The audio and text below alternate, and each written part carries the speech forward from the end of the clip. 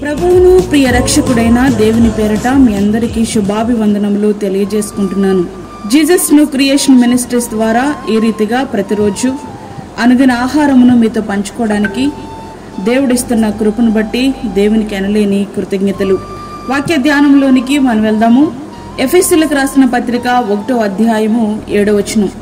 దేవుని కృప మహదైశ్వర్యమును బట్టి ఆ ప్రియుని యందు ఆయన రక్తం వలన మనకి విమోచనము అనగా మన అపరాధములకు క్షమాపణ కలిగి ఉన్నది. సర్వమానవాళి పాప పరిహారార్థం పరిశుద్ధుడైన యేసయ్య పాపముగా మలచబడ్డారు. మనము పొందాల్సిన శిక్షను మన స్థానంలో ఆయన పొందారు. ఆయన శరీరం నాగటి చాళ్ల వలె దున్నబడింది. ఆయన పొందిన గాయాల నుండి రక్తము ఏరులై ప్రవహించింది. అయితే ఆ దున్నబడిన శరీరం నుండి పండిన పంటలేమిటి? పాప క్షమాపణ అనగా విమోచన. ధర్మశాస్త్రము పాపం అంటే ఏమిటో తెలియచేసింది, కానీ ఆ పాపము నుండి మాత్రం విడిపించలేకపోయింది. కానీ ప్రియుడైన యేసు రక్తం మన పాపములకు క్షమాపణ అనుగ్రహించింది. ఆ పరిశుద్ధ రక్తము ద్వారా మనకు పరిశుద్ధ స్థల ప్రవేశం దొరికింది. పాత నిబంధన కాలంలో యాజకుడు మాత్రమే పరిశుద్ధ స్థలంలో ప్రవేశించడానికి, ప్రధాన యాజకుడు మాత్రమే అతి పరిశుద్ధ స్థలంలో ప్రవేశించడానికి అర్హత ఉండేది. కల్వరిలో క్రీస్తు తన ప్రాణమును తండ్రికి అప్పగించగానే దేవాలయపు తెర రెండుగా చినిగిపోయింది. క్రీస్తు రక్తం మనము ధైర్యముగా పరిశుద్ధ స్థలంలో ప్రవేశింపగలిగే అర్హతనిచ్చింది. ఆయన రక్తం వలన పరిశుద్ధ స్థలమందు ప్రవేశించుటకు మనకు ధైర్యము కలిగి ఉన్నది. హెబ్రీయులకు రాసిన పత్రిక 10వ అధ్యాయము 20వ వచనం. అయితే మీరు చీకట్లో నుండి ఆశ్చర్యకరమైన తన వెలుగులోనికి మిమ్మల్ని పిలిచిన వాని గుణాతిశయములను ప్రచురము చేయి నిమిత్తము ఏర్పరచబడిన వంశమును, రాజులైన యాజక సమూహమును, పరిశుద్ధ జనమును, దేవుని సొత్తైన ప్రజలునై ఉన్నారు.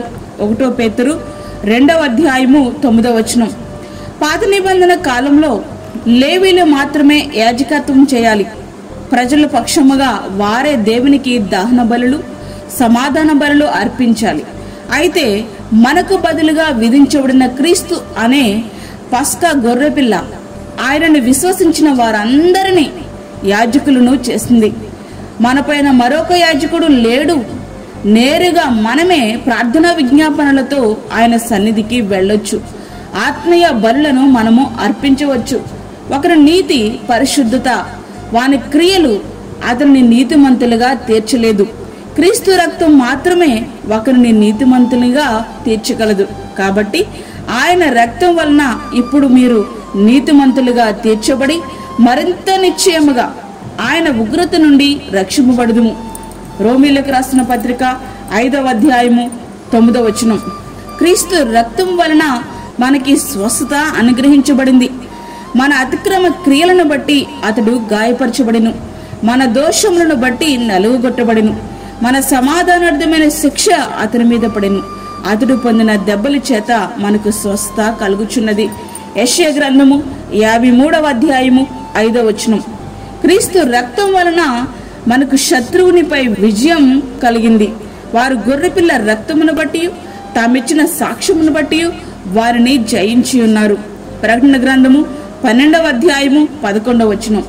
ఆయన ప్రధానులను, అధికారులను నిరాయుధులనుగా చేసి శిలువ చేత జయోత్సవముతో వారిని పట్టి తెచ్చి బాహాటముగా వేడుకకు కనపరిచెను.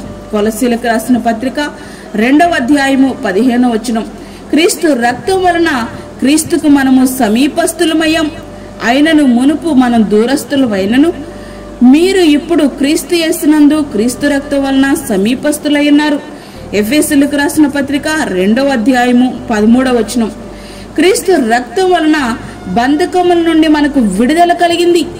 మీ స్వాతంత్ర్యము అనుగ్రహించి క్రీస్తు మనలను స్వతంత్రులుగా చేసి ఉన్నాడు. కాబట్టి మీరు స్థిరముగా నిలిచి మరల దాస్యమును కాడి క్రింద చిక్కుకొనుకుడి. గలతీయులకు రాసిన పత్రిక 5వ అధ్యాయము 1వ వచనం.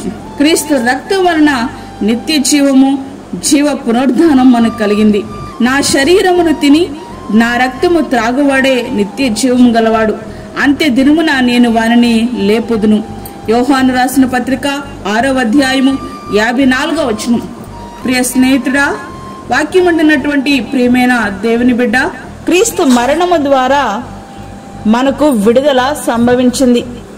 కాబట్టి మరలా మనము దాస్యమైనటువంటి పాపమనే దాస్యమనే కాడి క్రిందికి వెళ్లకుండా మనల్ని మనం కాపాడుకున్నట్టు ఆయన రక్తంలో కడగబడినటువంటి మనము ఆయన రాకడ కొరకు ఎదురు చూద్దాం. అటువంటి కృప ధన్యత ప్రభు మనకి అనుగ్రహించునుగాక. ఆమేన్. వాక్యం విన్నటువంటి ప్రియమైన దేవుని బిడ్డలారా, ప్రార్థనలో ఏకీభవించండి. పరిశుద్ధుడైన తండ్రి, ప్రేమగల యేసు ప్రభువా, శ్రేష్టమైన మరి యొక్క దినము మా జీవితంలో మీరు అనుగ్రహించారు, నీకు వందనాలు. ఈ దినమంతటికి కావలసినటువంటి నీ కృపను మాకు దయచేయండి. ప్రతి విధమైన శోధన, కీడు, ప్రమాదము, తెగుల నుండి మీరు మమ్మల్ని కాపాడండి ప్రభువా. బలహీనులను బలపరచండి. చంటి బిడ్డలను, వృద్ధులను మీరు జ్ఞాపకం చేసుకునండి ప్రభువా. వారికి కావలసినటువంటి నీ కృపను సమృద్ధిగా మీరు దయచేయండి. అలాగే దూరదేశంలో ఉండి వాక్యమును వింటున్న ప్రతి ఒక్కరికి కావలసినటువంటి నీ కృపను వారికి దయచేయండి ప్రభువా.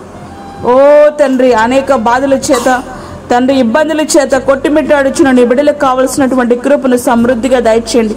గర్భఫలము లేని బిడ్డలకు గర్భఫలము దయచేయండి ప్రభా. జాబ్స్ లేక ఇబ్బంది పడుతున్న వారికి నేను ఉద్యోగం దొరకడానికి సహాయం చేయండి, బలపరచండి. ఇదినంతటికి కావలసిన నీ కృపను మాకు దయచేసి మమ్మల్ని మీరు బలపరచమని, మాకు కాదు యెహోవా, మాకు కాదు, సమస్త మహిమ ప్రభావం మీకే ఆరోపించుకుంటూ యేసు పరిశుద్ధ నామమున అడిగి వేడుకుంటున్నాము తండ్రి. ఆమేన్. ఈ యొక్క వర్తమానములు మీ బంధువులకు, మీ స్నేహితులకు షేర్ చేయండి. దేవుని పనిలో మీరు కూడా పాలిభాగస్తులు కండి. అదేవిధంగా మీ ప్రార్థన అవసరతలు మాకు తెలియచేయండి. మా ఫోన్ నంబర్ 9177377559. దేవుడు మిమ్మును మీ కుటుంబమును దీవించునుగాక. ఆమేన్. దేవుని సేవలో మీ సహోదరి అన్నామణి సాల్మన్.